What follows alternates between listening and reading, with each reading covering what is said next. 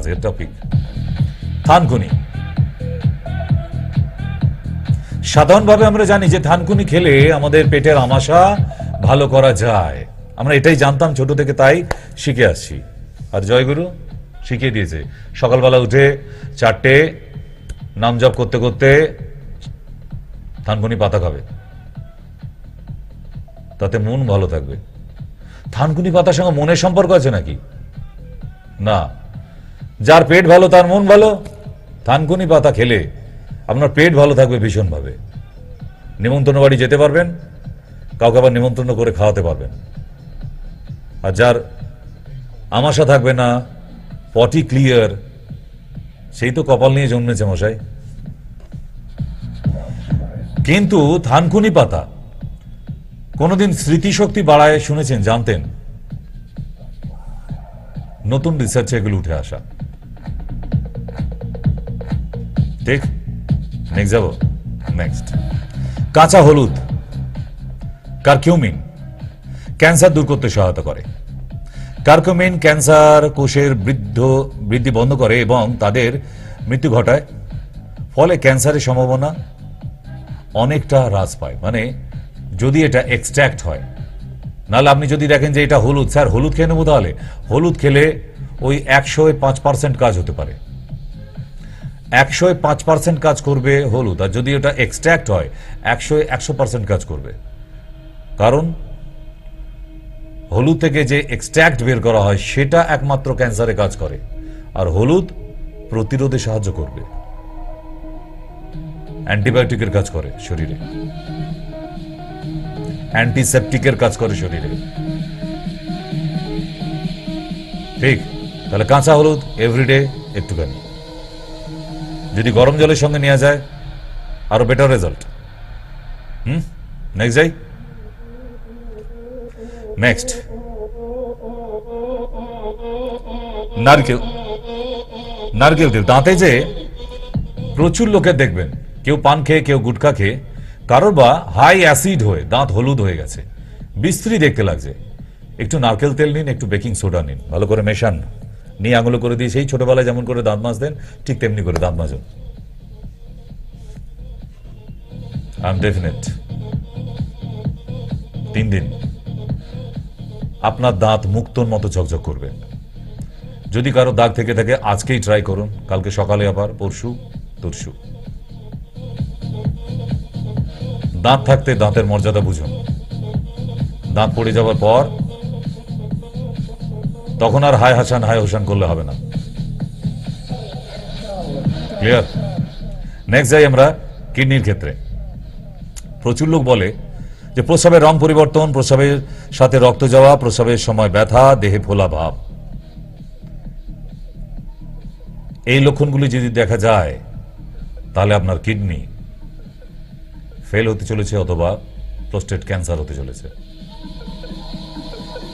কোনো ভুল নেই। তাই কিডনিকে ফিল্টার রাখার জন্য আজীবন সবাই খেতে পারি 1 কাপ করে কুর্তি কলায় জল। এসব আমি বলছি না, মুনি ঋষিরা বলেছে, বোঝার চেষ্টা করুন। নেক্সট, চিরতা। যাদের দাঁত হাজা চুলকানি সারা বছর হচ্ছে, শুধু কি নিম হলুদ খাবেন? আচ্ছা, প্রচুর মানুষের তো নিমে অ্যালার্জি আছে। না, হলুদে অ্যালার্জি হয় না, বিকজ হলুদ পিওর অ্যান্টিসেপটিক, যে জন্য কারো অ্যালার্জি হতে পারেই না, ও অ্যালার্জিকে দূর করে।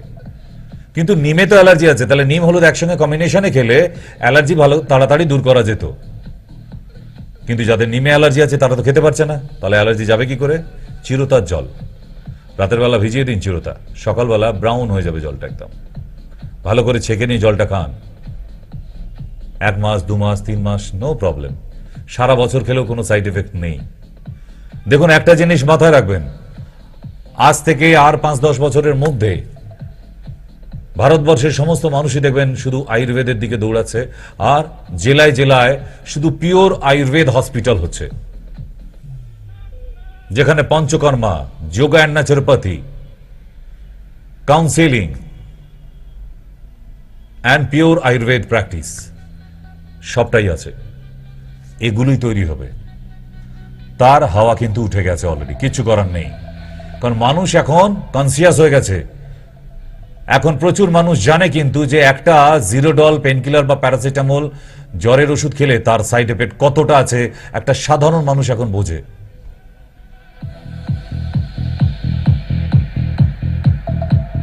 So beware. নেক্সট যাই। নেক্সট কারি পাতা আমরা তো একরকম ভাবে খেতে বলেছিলাম যে কারি পাতা খেলে সকালবেলা হলুদের সঙ্গে, হলুদটা কেন দিই? ওই যে বললাম অ্যান্টিসেপটিক। কারি পাতা খেলে ভালো হজম হয়, সুগার একদম পুরো ডাউন হয়ে যায়। It's a natural insulin. কিন্তু কারি পাতা যে ভালো হজম করায় এটা কি আমরা জানতাম?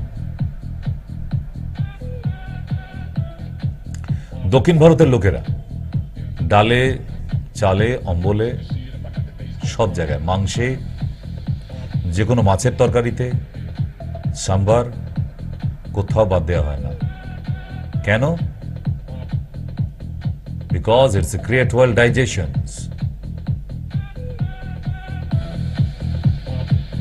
এই ছোট্ট ছোট্ট জিনিসগুলো একটু মাথায় রাখবেন।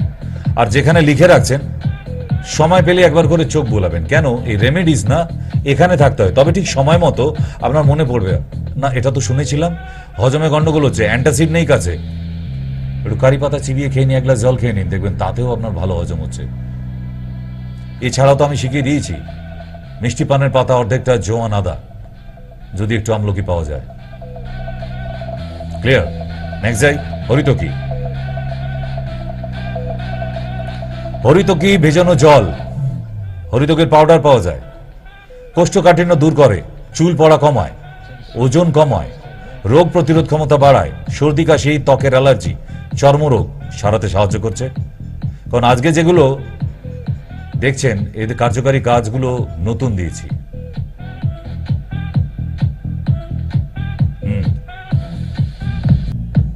এবার আসি রসুনে।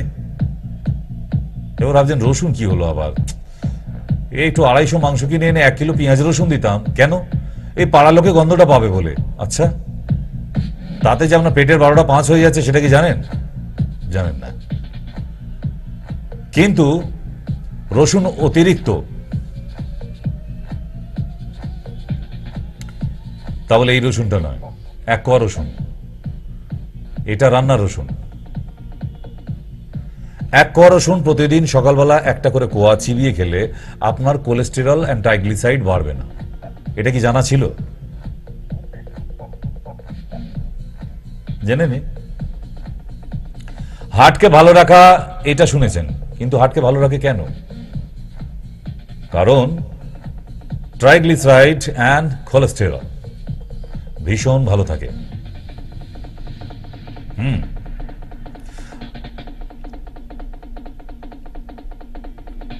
সাধারণ রান্নার রসুনটা খেলে প্রেসার বাড়ে, 1 কোয়া রসুন খেলে আবার প্রেসার কমে। কি কাণ্ড দেখি বলো? ডাক্তার যে কইছিল রসুন, কোনটা কইছে?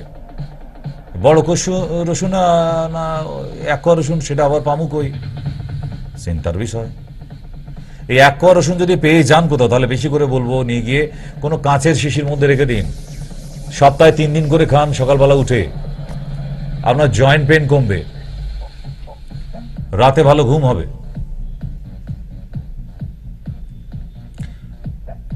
হাই প্রেশার নর্মাল থাকবে।